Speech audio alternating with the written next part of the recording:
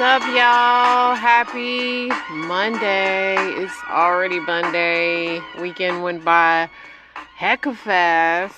Had a really good weekend. Went to my husband's nephew's MMA fight. He got a second win out the way.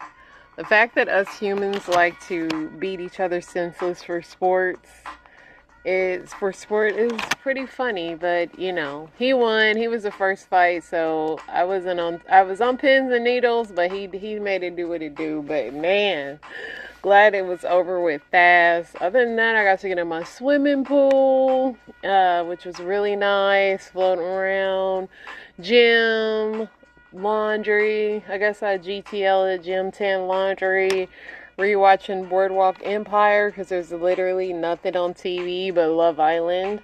Wasn't too impressed with Love Island today, but what can you do? Other than that, wow, Oklahoma City won the NBA title. I was wrong. I thought the Pacers was gonna win this whole time. Congrats to Oklahoma. Let's check in with Chatisha though.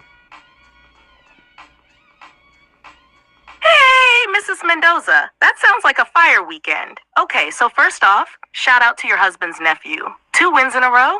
He out here serving hands like DoorDash. I feel you on the whole, why are we like this part though? Like, we're stressed, bored, and emotional creatures. Some folks knit, some punch each other in the head, balance, I guess. And you swam, worked out, cleaned, and relaxed. You just did a full pentathlon of productivity and peace. Gold medal status. As for Boardwalk Empire, such an underrated classic. Nucky Thompson and all that bootleg drama never really gets old. It's like the adult version of I'm just gonna rewatch The Office but with murder and politics. And now it's Monday. Back to adulting. But hey, you already winning just by showing up. What's on the agenda this week? Or are we just whinging it, Boardwalk style? Not whinging it. Not she just keep calling me by my government name. Not she still act like she's a human. But yeah, let's whinge it on these hot topics. The MAGA movement's top influencers were divided over the bombing of Iran until President Trump did just that Saturday night. Dozens of people suffered minor injuries when a yacht carrying 352 passengers crashed into a pier on Hudson River in New York City. States are implementing online age verification laws. Some politicians are pursuing aggressive bans on explicit content. The U.S. is bracing for Iran's response after President Trump launched strikes on Iranian nuclear sites overnight, plunging the region into unprecedented new phase of decades-old conflict. Oil prices jumped and stocks futures further slipped, indicating concern among investors about the possibility of an economic fallout from the ongoing unrest in the Middle East. The Phoenix Suns are trading Kevin Durant to Houston Rockets, according to multiple reports. Despite condemnation, there will be little sympathy among Iran's neighbors. Former U.S. Rep. Blake Farenthold, who left Congress amid sexual harassment allegations, has passed away at 63, his former political consultant says. A longtime Minnesota lobbyist has been charged after allegedly making violent threats with the purpose to terrorize another person, according to court documents. A Virginia woman has been arraigned in court in connection with a hit and run in the Hamptons that unalived a New York City-based luxury real estate agent and former Netflix star Sarah Barak. Indianapolis is home to 30,000 Burmese who face tariffs hitting their businesses that sell goods from Myanmar and a travel ban on visits from loved ones facing a civil war at home. In the wake of Robert F. Kennedy Jr.'s decision to shake up a key federal vaccine advisory committee, outside organizations and independent experts are looking for alternate resources and unbiased information, and even considering forming their own. New York's 2025 municipal races feature a scandal-laden cast whose alleged proven misdeeds have been front-page headlines for years. Look at this motley crew. VP Vance says we are not at war with Iran. We're at war with Iran's nuclear program.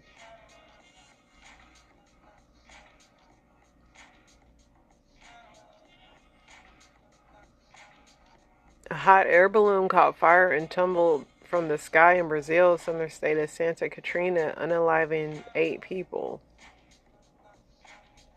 The star of Will Trent tells NBC News about the unspoken responsibility that comes with being one of the few Latino actors starring in a primetime TV series.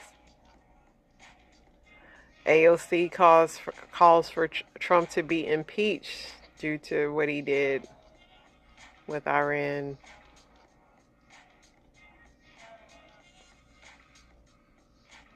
Really, y'all, most of the news is going to be about these strikes, for real. A Wisconsin boyfriend and girlfriend who have been charged with attempted unalivement are accused of trying to poison 2 women the man previously dated after he met them online. Now, why they want to do that?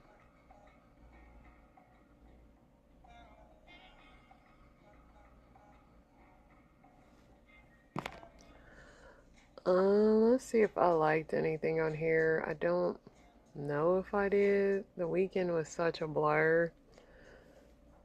Yeah.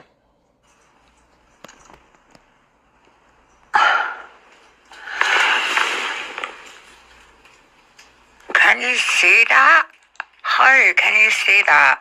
That is fucking filler coming out my motherfucking lips.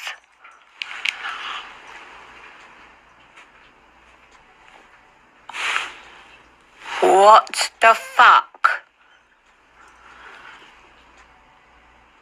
I'm shook. That is...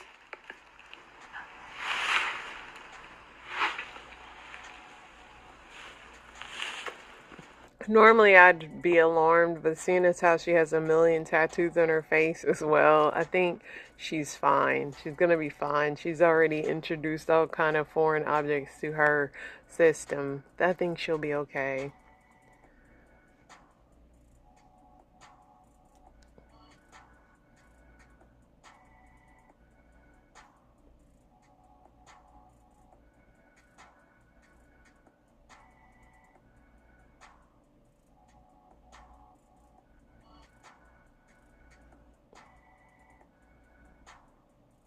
Keke Palmer redid the Whitney "It's Not Right, But It's Okay" video, even though she wasn't saying it. People were like, she got the words wrong, but they voiced over her new album with what Whitney was saying. But she definitely gives big Whitney energy for sure. Megan Good was booed up with her boo, Jonathan Majors. They look happy together. They look happy together.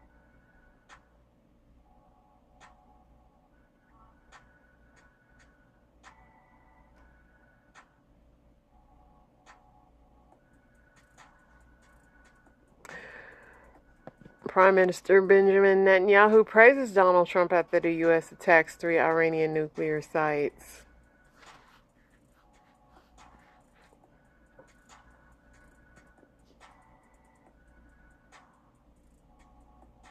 Unpopular opinion, I think vacation is more fun with your friends than with your band, but both are needed. I think, I don't know, me and my man, we have fun on vacation. But I definitely do love going on vacation with my friends as well. But when my man's not there, I'll be like, who's going to protect me? And who's going to carry these bags and all that stuff?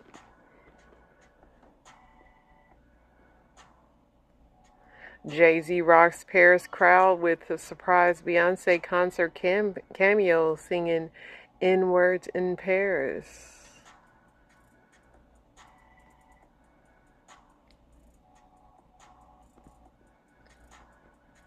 Candace Owens drags Trump from bombing Iran, then talking peace utterly deranged. She said, a fully payload of bombs was dropped, followed by now it's time for peace.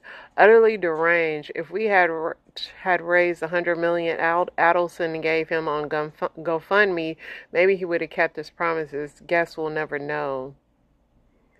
How long should a couple date before moving in together? What's too soon and what's too late? Too soon is, have you seen how they live and how they pay their bills? Because if you haven't seen that, then it's too soon. You need to see like how clean they are. Do they pay their bills? Do they take care of their home? Like, you need to see what kind of person they are. And I doubt you can do that in 2 weeks. Oprah Winfrey and TD say leave them out of the Diddy freak-off drama. They've never been at a Puffy party. I've never been near a Puff party.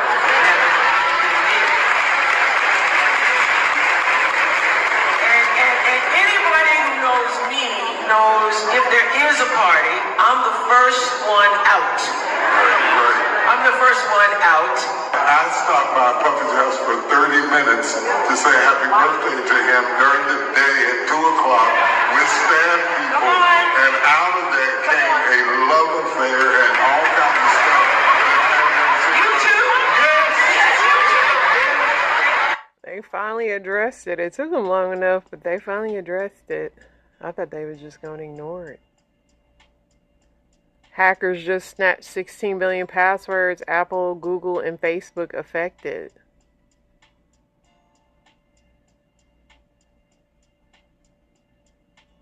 Your friend is cheating on their spouse. Do you stay loyal to your friend or speak up for what's right? I mean, I would not go tell my friend's spouse if it's my best friend, like, but I would want to know what the end game was going to be for them. Black Marines could be kicked out over razor bumps. Here's why people are calling a new rule racist. Yeah, they make you dry shave, and them razor bumps ain't no joke when you go to the field. Hopefully by now they stop making people dry shave. That's the only thing I can hope for. Alright, y'all. Let's see what's going on Reddit.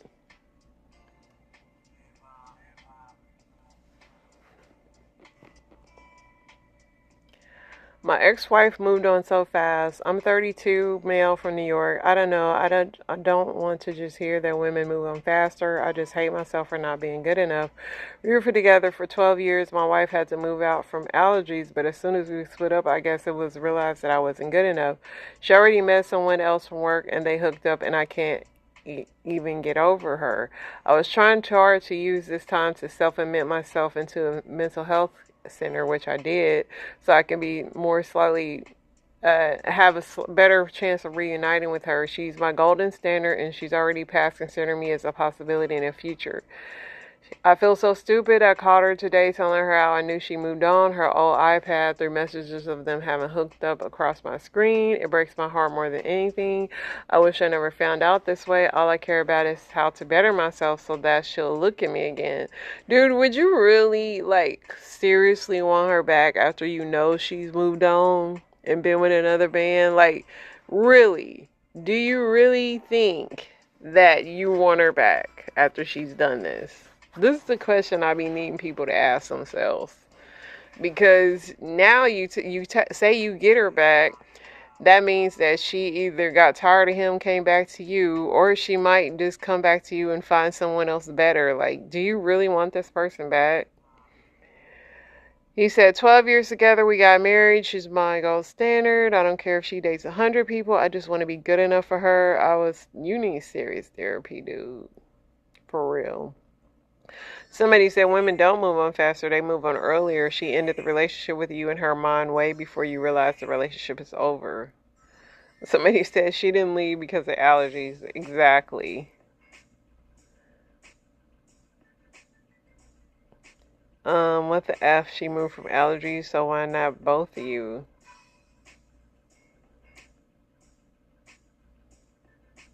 You just need some supreme therapy, my friend.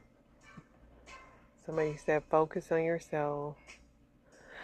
Am I the a-hole for not wanting to divorce my wife? A few months ago, me, 34, got a wonderful job offer in another country. I moved, leaving my wife, 32, and son here in USA. Here's the thing, before leaving, our marriage was basically in shambles. There were no outright fights or screaming matches, but we felt absolute apathy towards each other. She had basically no reaction when I told her I was moving, except for congrats. It's been 14 months since I moved. I call my son every single night. I came back for Christmas, my son's birthday, and summers, and she treated me with absolute ice cold distant behavior. I brought up the topic of divorce while there, and she said no. I felt so relieved. Then she said no. I think that's, for me, it's like, is she avoiding it? Basically, he didn't go back for her birthday. She didn't wish him happy birthday on his birthday. He hasn't brought up the topic of divorce, and she said no, and he is scared to. My sister called me out and told me I'm selfish, that I should file for divorce, but that's the thing, neither one of us want to. This arrangement is best for both of us. We don't have a fight every day. She clearly is keeping you for the benefits or something, because it ain't for you.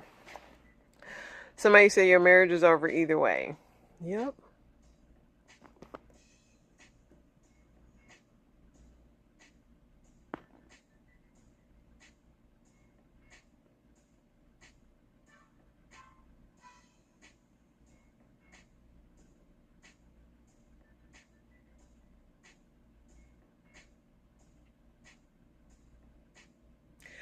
My fiance moved someone in without asking me, and now I'm rethinking everything. My fiance is 26 and I'm 24, and we've been living together for about a year. Things were good, not perfect, but manageable. We both work full time, split the rent, and we're in the middle of planning our wedding for next spring. For a month, he told me his best friend was going through a rough patch and needed a place to crash for a few days. I didn't love the idea, but I said okay because I figured it was temporary. This was 4 weeks ago. This guy is still here. Not only did he bring his whole gaming setup, he also turned our living room into his personal lounge. He doesn't help with bills or chores. He eats our groceries, and I've caught him going through my stuff more than once. I brought it up to my fiance multiple times, and he just says he's family and he'll get back on his feet soon. I feel like a stranger in my own home. This isn't what I signed up for. It's making me question if I want to marry someone who can't set boundaries. Of course you shouldn't marry him. You really should move out and let him handle the bills by himself if you could. Somebody said definitely not the jerk. Your boyfriend is a jerk though. Walk away. This isn't worth fighting for. That's true. Anyway, to save the marriage, I'm 39 and my wife is 39. We have 2 kids and a dog. 3 years ago, I told her we were getting divorced unless the dead bedroom stops and she stops being critical of me, everything I do. Fast forward a year later, one bad year, we are back where we were and her behavior is getting worse. The other night, after I put the kids to bed, I went to sit on the couch. She said, "You can't sit on the couch. See, I cleaned and vacuumed it. Do you think I would do that for you? I did it for laundry." Then on a trip, she casually mentioned to her friends while I was there that she jokingly told her trainer he should pregame working out in her car. She denies saying the stuff on the couch. She claims that the pregame comment was to her whole class and not the trainer specifically. We are back in the dead bedroom. The criticism is back. The only reason I have to stay is I think divorce will hurt the children. Does anyone have advice? I think y'all behavior will hurt your children more. You made an ultimatum and nothing changed. Gotta follow through now. For all those who don't know, dead bedroom means you're not getting laid. And he's not getting laid. But yeah.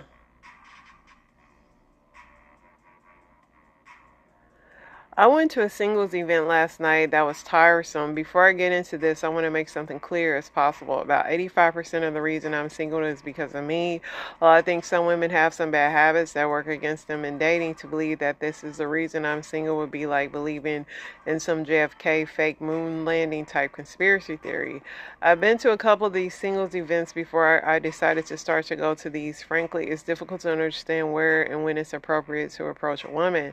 I don't want to be the a-hole a-hole who's bothering some woman in a freezer aisle at the grocery store. Presumably all the people at the single events are there to meet people. I was actually late to the event. Work ran late. It was halfway done before I got there. I immediately got a beer and sat down because I've been running around in one way or the other the whole day. I was physically and mentally exhausted. In retrospect, I probably should have skipped the event. Yeah, you should have. When they sell the tickets for events, they actively try to keep the male-female ratio 1-to-1. I didn't take a head count, but it felt like there were more guys than women. You can almost assign the guys at these event labels like a high school movie. You'll see a bunch of guys who don't engage much at all. They float around with a drink, but don't seem to know what to do. For the record, I'm in that category. Then there are guys who end up just hanging out with other men. They've tried to talk to the women and didn't get anywhere, or they'd rather hang out with the guys. Then there are men who do engage with the women. I didn't actively eavesdrop. I'll just say it's a lot of what kind of stuff do you like type of conversations. The women are similar, but not in the same way as the men. First, there are no flirter women. Every woman was engaged in some way or another with a guy or another woman. Make whatever judgments you want from that. Some women who were there found 2 or 3 friends and did not stray from that group. It's like they clicked up or something. It seems like the host of the event is not doing a good job, because the whole part is about mingling. I would say that few people did appear to couple up. I don't know if they exchanged numbers or anything like that, but I did see a few pair of forms stick together the whole night.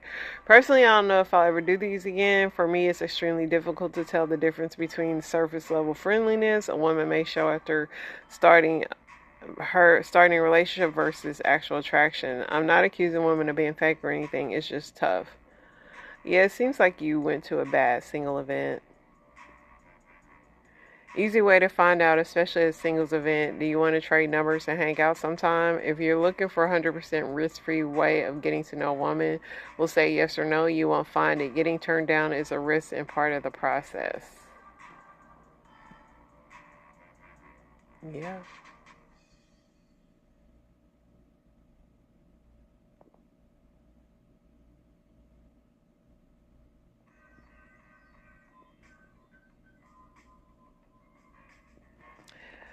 Am I the a-hole? I told my son I don't want to see his wife again. I'm 54 and my son is 33. We've always had a close relationship.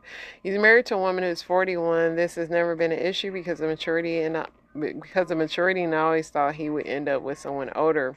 My husband and I have never really had a very good relationship with her, but have mutual respects and have always tolerated each other.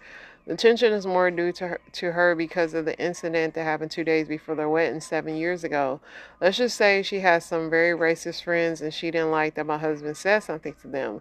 My husband is Aboriginal, so he was very offended. Fast forward 2 weeks ago when we visited and stayed at their house at my son's request for their son's first birthday. The visit went great and the wife was actually being civil to us. We even had some great conversations. The last few days of the visit, it got tense again and she stopped talking to us. We don't really know why. During the visit, we also noted that our son was doing everything: cooking, cleaning, bathing the baby, feeding him, washing him, and get up with him at night. He even has to run her to work because she has lost her license for speeding. We didn't say anything at the time because we didn't want to interfere. When we were leaving, we didn't even get a goodbye.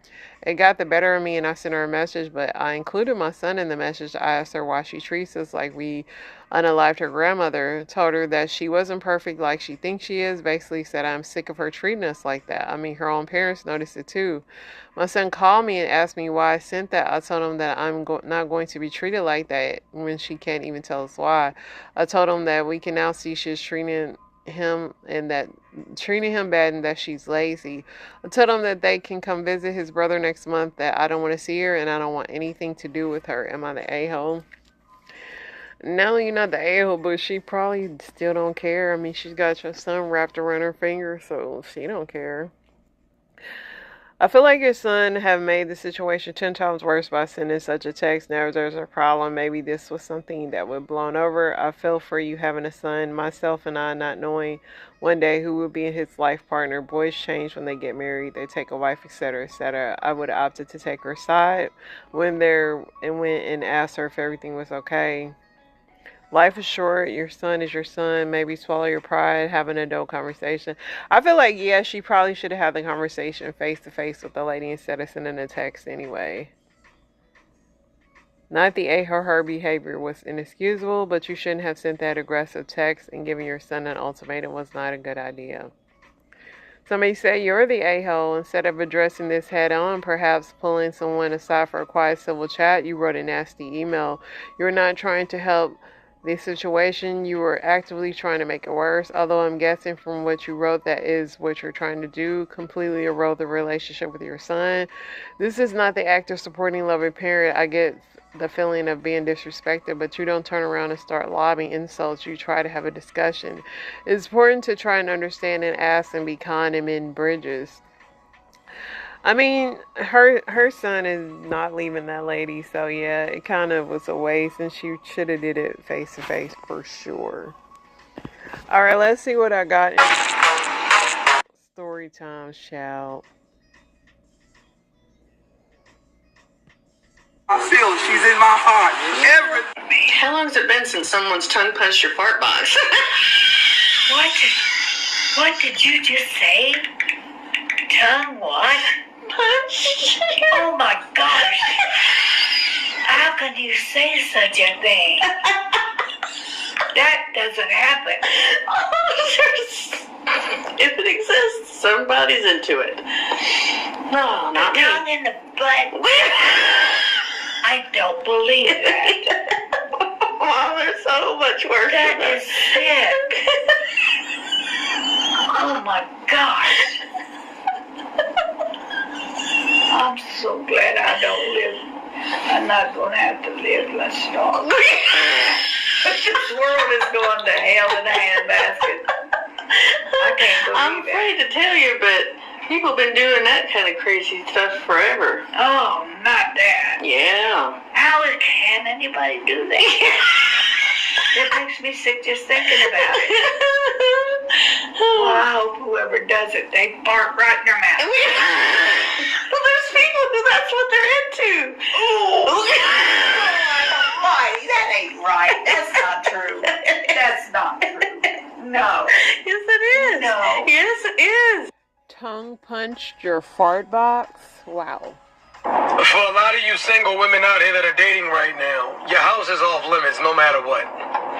Your house is your safe haven. So a lot of you women, you meet these men and they're like hell bent on getting to your home or getting inside of your home. You should never be inviting a man to your house until you know first and foremost where he lives at, first name, middle name, last name, social security. You have an idea of where his mother lives. Let me explain something to you. Your house is that's your last line of defense. You might want to cut this dude off. Like if you want to sleep with him, that's what hotels are for. If you want to sleep with him, maybe that's what his house is for. But your house is your sanctuary. Stop inviting these men to your homes. They're bringing their energy in your house. They're bringing energy from other women inside of your house. Listen. Stop giving these people easy access to where you lay your head at, man. That's mandatory, and a lot of you women, you got away from that because you're a prisoner of convenience. Well, it's convenient. He might as well come over here, and no, it should be an honor for that man to get inside your home. Respectfully, to get inside your home is major. Let's get back to having standards, and there's gonna be a lot of. This is why you book your sessions with me, man, and come to my live shows: New York, Connecticut, Baltimore. Baltimore.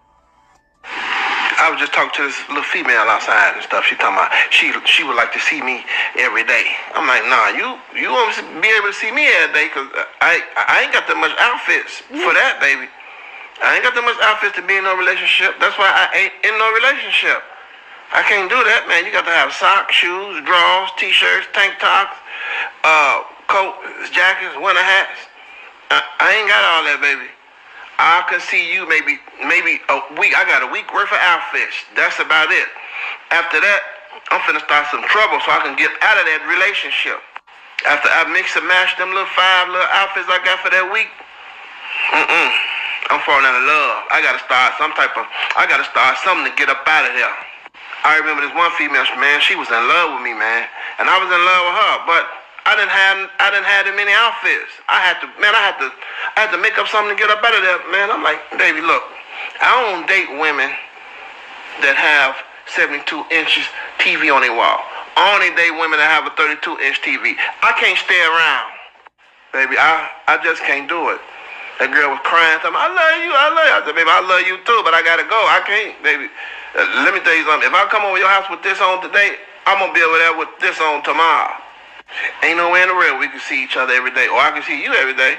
I can't do it, baby. Big dog, she might upgrade your lifestyle and help you get some more clothes.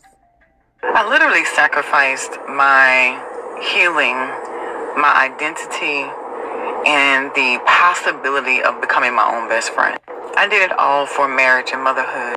Almost 3 decades later, I'm snatching it back. I literally sacrificed my... Oh, no, that's right.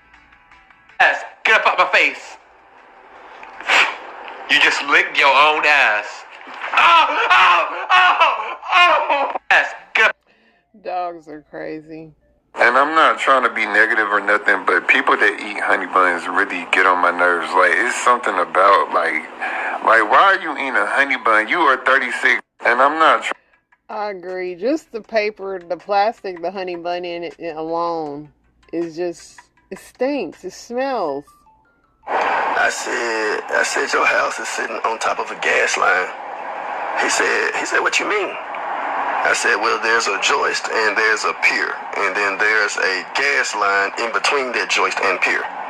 He said, won't they possibly crush it and, blow the house up? I said, potentially. That's crazy. I have a neighbor issue. So my neighbors don't take care of their backyards, which is fine. I just ignore it. But I can't ignore this. Now, we've lived next to her for 15 years. This is the first time it's ever gotten this bad. Yes, she doesn't take care of her backyard, but it gets to a certain point where she calls a gardener in and they just take it all down. But now it's turned brown and it's become a fire hazard. I reported it. I emailed our local fire department. I have not heard back. It's been about 2 weeks. I don't know what to do. One, make sure she's still alive. But two, you're going to have to go down to the city hall. I need advice on how to poison a man, because clearly he going out to cheat on me. Because he's going to the park but brushing his damn beard like somebody about to be out there to see him. I don't want to hear a damn thing. Get out the house. I'm not going to cry. I am not going to cry. I'm not going to shed no tears. All this time that I was loving you and you was busy loving your damn self. Get the fuck out of my face. A mess. Y'all want to hear a funny, not so funny story time? I feel like my life should be starring on an episode of Punk'd or Pranked or something like that, because that's exactly what the fuck it feel like. Excuse my appearance, my eyes. I've been crying all night. I have not slept in over 24 hours, but let's just dive right in. So boom, last night, Tuesday night, around like 9 p.m., he goes, I'm gonna go to the gym at the apartment complex, which is right down there. I was like, all right, cool. But I found it weird that he showered before he went to the gym. Anyway, so I watched Love Island from 9 to 10. It's around 10 o'clock. I'm like, damn, he's still not back yet. I know he ain't working out like that. So, I'm sitting outside, like I got my little chair. I was sitting outside chilling, just waiting for him to, I was waiting to see him walk back. Never saw him walk back. So now it's about 10:45. I go sit inside, and somebody's doing this to the door. So I'm like, bro, what the fuck? My dog's going crazy, barking up a storm. I'm like, oh my God, he about to wake up my son. So I look through the peephole, but I guess my dog barking really scared him off or whatever, because in the peephole I saw somebody with a hoodie with their back turned, walking the opposite direction. I was like, oh nah. I texted him, I said, you still at the gym, ? No answer. I called him back to back, because bro, I'm in here alone with a 3-year-old. What do you think? He had read my message too, but he wasn't responding to me. His messages went from blue iMessage to green. So he turned his phone off. He deliberately turned off the phone so that he didn't get my messages. Crazy work. So I took my ass to the gym. When I say I ran all the way down there. I looked through the window, nobody was in there. I ran all the way back. I'm blowing up his phone. Where are you? What's going on? Like, please answer the phone. Like, bro, answer the fucking phone. I remember he had 2 phones, so he had his other phone on him, so I reached out to that phone. And he was ducking my calls on that phone too. So this is how I knew, like, whenever a man, like, declines your FaceTime, he's with a female, 100%. Don't even discredit it, don't even discount it, he is with a female. So he finally texted me back at 11:56 talking about, I'm out right now, I'll be back soon. Be so fucking for real. So I'm over here tweaking, I'm freaking out. I'm just like, bro, where are you? Like, where are you? What are we doing? You've got your girl and your fucking 3-year-old son at the house. Where are you? Because mind you, this man does not have a car. Keep that in mind. So he must have Ubered somewhere. Don't know where it was. I texted one of his other coworkers. He didn't know where he was. I was like, bro, I'm over this shit. Mind you, I'm pacing back and forth in this apartment all night. I did not sleep at all. I've literally been up for more than 24 hours. I didn't eat anything. Like, I still feel shaky and sick, and I was having anxiety attacks, y'all. Last night, I really put me through the ringer. I had never felt like that before. I mean, y'all know the feeling, like, when your heart sinks into your ass and you don't know if you're going to throw up or doo-doo. Yeah, that. I literally have to wake up at 5:50 in the morning to get ready for work and to get my son to school by a certain time. It's 3 a.m. at this point. He's still not here. I'm still awake. 3:30. Finally, 4 o'clock passes around. I texted his mom. I was like, hey, I just want to let you know I don't know where he is. Are you able to get in contact with him if you can? And she immediately called me. She's freaking out, tripping, tweaking, geeking, whatever the fucking case may be. So she was like, I'm leaving work now. I'm calling the police. So she called the police. I didn't want to call the police, but she called the police. They basically said, you know, they asked a bunch of questions. And, you know, the cop was like, I'm going to be honest, like, do you think he's at another girl's house? I was like, I would not. Yeah, probably. I'm going to be honest. And his mom was like, I don't think so. Like, that's not the way my son is. Nah, 100% Buki. Your son is at some other bitch's house. I knew it 100%, but it's just like, bro, crazy work. Because in 2025, you can never really, like, be so sure. He could have gotten in a car accident. He could have been dead. He could have got jumped. Like, you know, there's just a bunch of different things that could happen. So, of course, you know, me being here and you being the father of my child, of course, I have to care for your well-being. So next thing you know, the cops is like, yeah, there's really not much we could do right now. You know, just kind of see if he shows up at the house in the morning, you know, go to his job if he has work today or whatever. And I was like, bro. So I pulled up to his job probably around like 8:30. Before I went in there, I was going to call him one more time. I called him, y'all. This the best part. I called him and he just waking up. Yeah. Yeah, what? Nigga, where the fuck is you at? Where are you? I'm at a friend's house. You at a friend's house? Who's the friend? I'm at a friend's house. Who the fuck is the friend, my nigga? Like, why are we playing fucking dumb, slow, and stupid? Who the fuck is the friend? I was like, is it a female? I mean, yeah, it is a female. I'm gonna be honest, but it's not like that. You know, like, we didn't do nothing.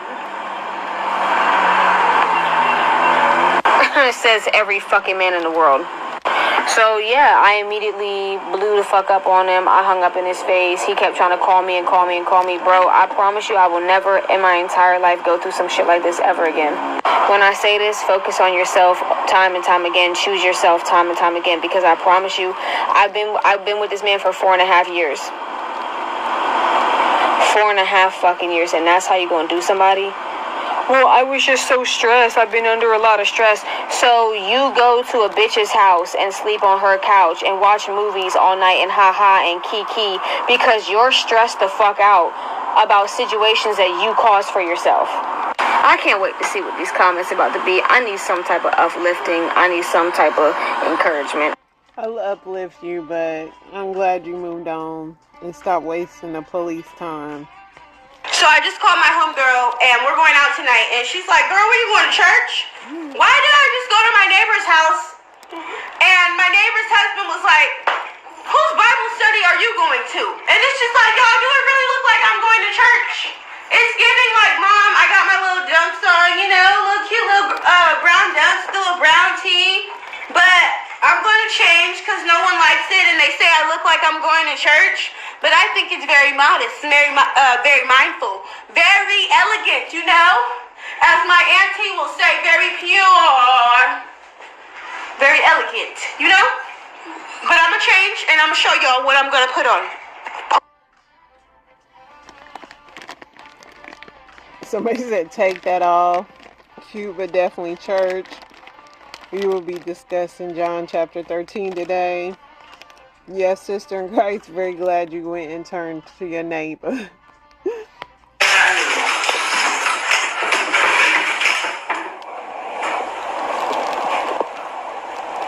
you just gonna sit there like you don't hear me? Girl, just go home, bro. So you gonna leave me sitting out here? Go home, bro. You gonna leave me sitting out here? Go home. I don't have no way home. Well, I don't know why you get right out there. So you gonna leave me sitting out here? Shit. I ain't got time for all that. So you gonna leave me sitting out here? I got time for it. So you gonna leave me sitting out here? Got time for it.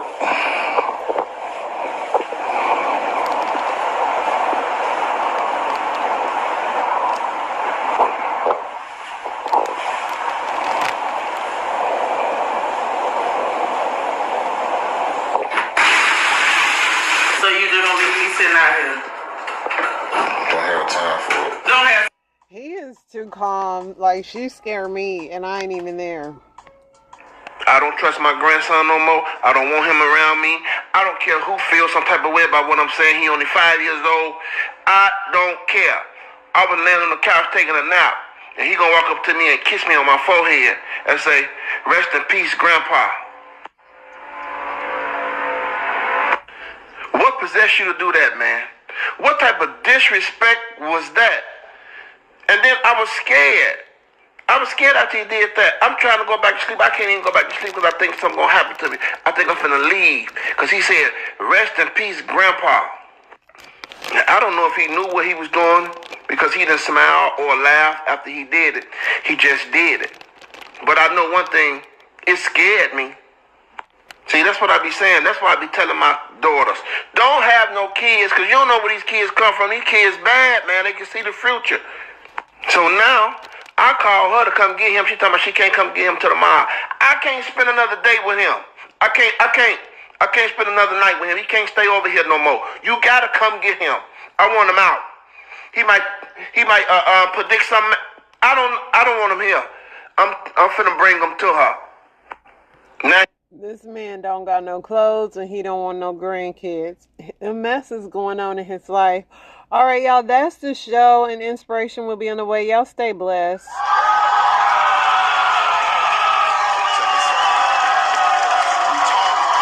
was exciting. We always catch up with one another. And he had just had the birth of his second son. He's a young guy, younger than me. 2 days later, he had passed.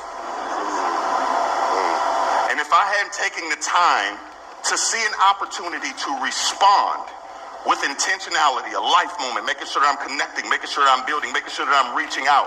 If I don't respond with intentionality, I miss opportunity. Yeah. So how many things are we missing because we're waiting for people to bring it to us? Yeah. Jesus himself said, "I stand at the door and knock." Yeah. You got to get up and come open the door. Yeah. And then the next thing you got to do is you got to elevate your investment. Yeah. When my awareness realized that I see something that is rare, I got to be willing to protect it. I got to be willing to defend it. I got to be willing to serve it. I got to be willing to make sure that whatever I deem as valuable, I am putting in the necessary parameters to make sure I got some skin in the game. Yeah. That I am doing the things to honor what is rare. Yeah. If I don't see the honor in you, then I can't elevate the investment to make sure that I am doing my part to extract what you have for me. Yeah. And me being able to now mine to figure out what's in me for you. That's good. Because God doesn't do relationships just for the benefit of relationship. Yeah. There is something that is unlocked in each other when we connect under the basis of who God is and the foundation of his love for us. He unlocks things in us. He did it in the garden. He put man to sleep. He said it's not good for man to be alone. Yeah. Why? Because there's something that I need to unlock in you. There's something that I need to prepare. There's something I need someone to help you. Listen to me. There are certain things that you can't do alone. And if I'm in a space where I got this, it's me, myself, and I don't need nobody, and okay, I hear what you said, and I don't need to build with nobody because I'm strong enough, because I'm a man, because, everybody in my family did this, I'm missing out on the help that God sends. One of the main reasons, or the main ways that God had to humble me was this false sense of the superiority Superman complex I used to have.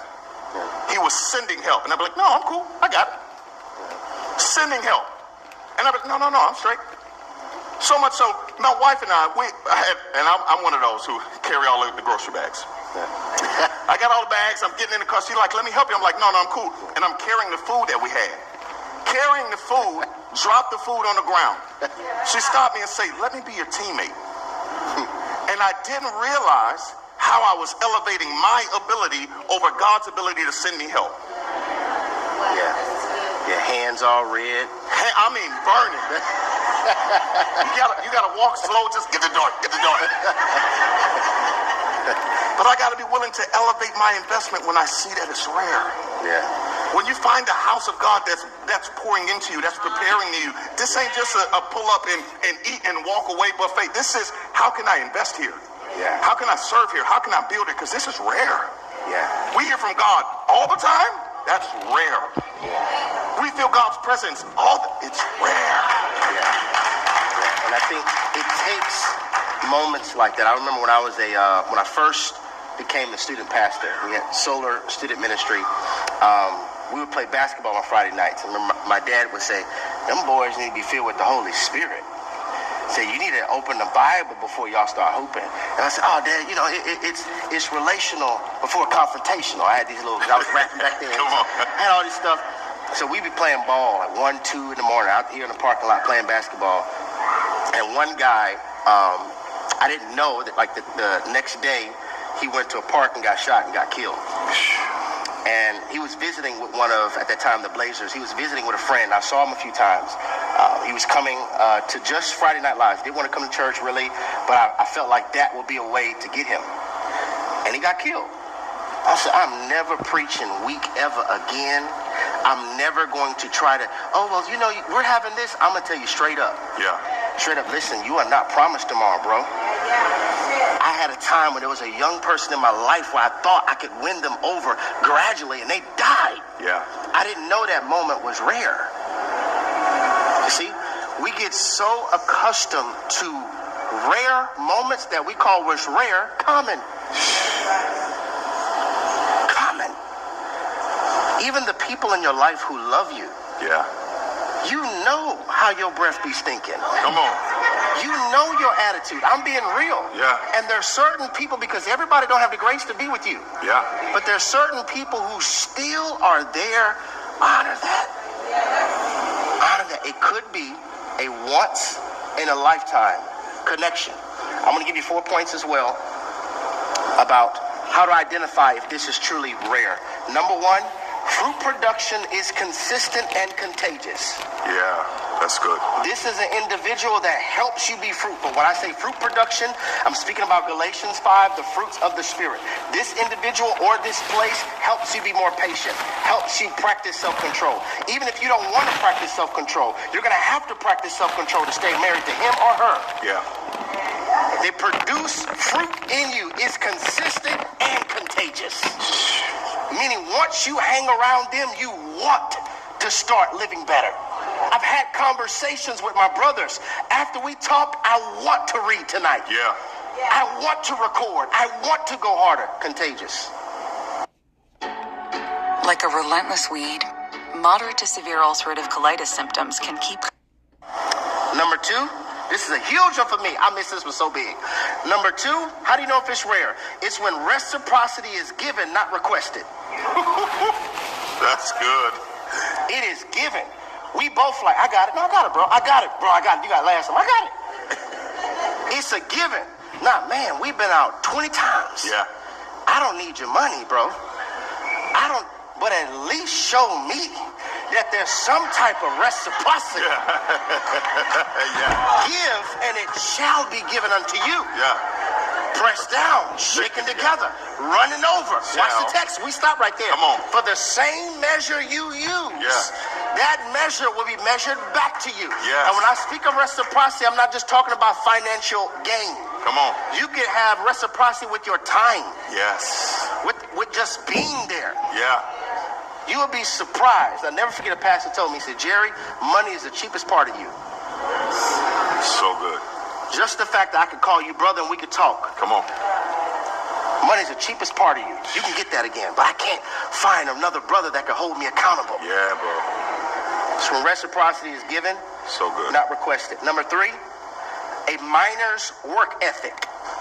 Miner's work ethic. What does that mean, Pastor? There's a lot of dirt, but they still know there's gold underneath you. You find somebody like that, a place like that, it's a lot of dirt, but miners know there's gold under this. Keep washing, keep loving, keep being there. Family, that is rare. Last point, it's a noun. What is a noun? Person, place, or thing. So don't just reduce this to a relationship. It is a noun that edifies, confirms, matures, and assists what God put in you. That is rare. When there's a place, a person, or a thing that edifies, that confirms, that matures, and that assists what God put in you, that is rare, and value it. Yeah. Value it.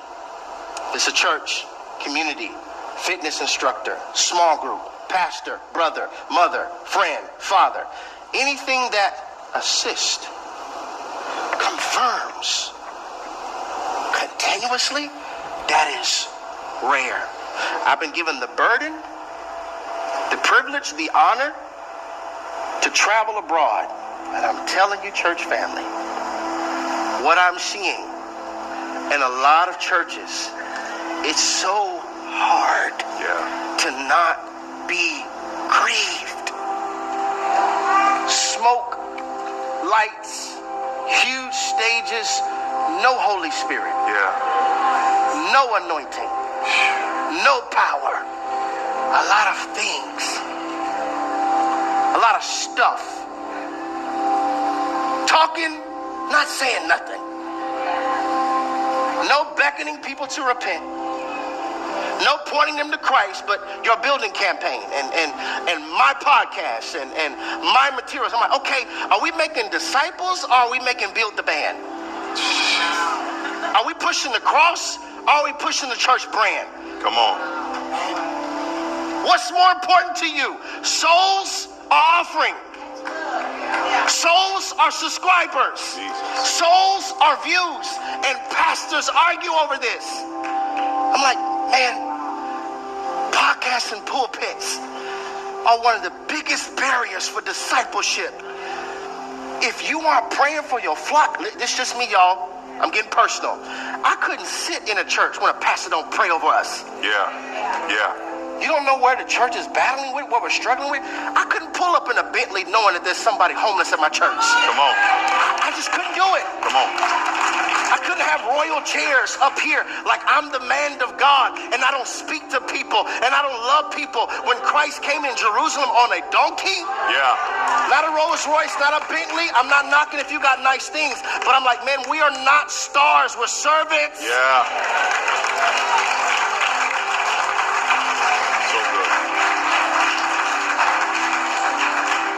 Striving to get a generation get back to value in prayer. You said something, Will, and I've seen it. PK my whole life.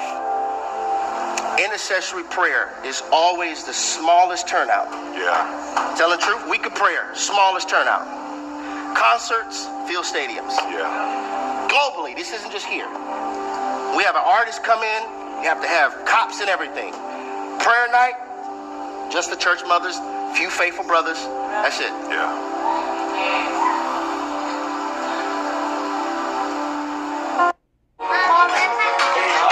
Sometimes you just need a moment. So the rarity of people who stand in the gap. And I don't want us to be people. I don't want us to get people who get used to the grace of God. Jesus, help us. That's why you didn't pray. You're used to oxygen. That's why you said, oh, I'm going to come, I'll just watch online. You're used to having access to church. Come on. All it takes is one attack here in America. One attack, you're like, man, I should have came to church. Man, I should have, man. You get used to it. You don't have to catch a bull, a goat, take it to any priest. Yeah. You don't have to go to no booth in a Catholic church. You can get on your knees right where you are. Yeah. And talk to your Father. Come on.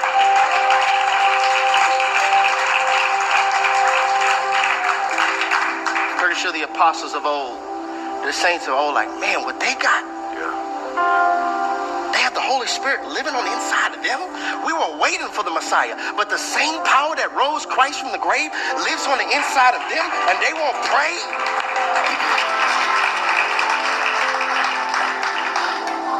Just challenging us, family. And you'll see, days are coming up on this land where what we viewed as rare, people are going to value. But let it not be us who have a king in our midst. Who is this carpenter? God, in this moment, yes, God, we're asking for you to forgive us, yes, God, for getting used to your grace. Yes, God. A different word, God, forgive us for being entitled. I deserve a seat. I deserve a spot. I deserve grace. I deserve mercy. We deserve hell and death. Yeah. Anything we get besides that is a true blessing from God. Forgive us from all of the complaining, all of the murmuring about what we don't have or what we wish could happen. God, help us to truly view you as our ultimate treasure, like the parable of the great pearl. He sold everything he had for the kingdom and the king. Forgive us for being people who want the king's possession but not the king himself. For bare minimum Christianity. Forgive us, God. Forgive me for all of the times I've taken it for granted that I could be your spokesman and edify your flock. Forgive me. Forgive us as a church who love sugar but despise salt. Forgive us for coming into the house of God when worship is going forth and we could lift our hands, we could clap, but we just don't feel like doing it. My God, my God. I don't like that song. I don't like that leader. I don't like this. Jesus. Forgive us for the arrogance. And help our hearts get back to a place, oh Lord, where we view you as our greatest treasure. Yes, God. Where we will think, what is man that you are mindful of us? Yes, God. Help us get back there. Jesus. In Jesus' name we pray. And everybody says, amen.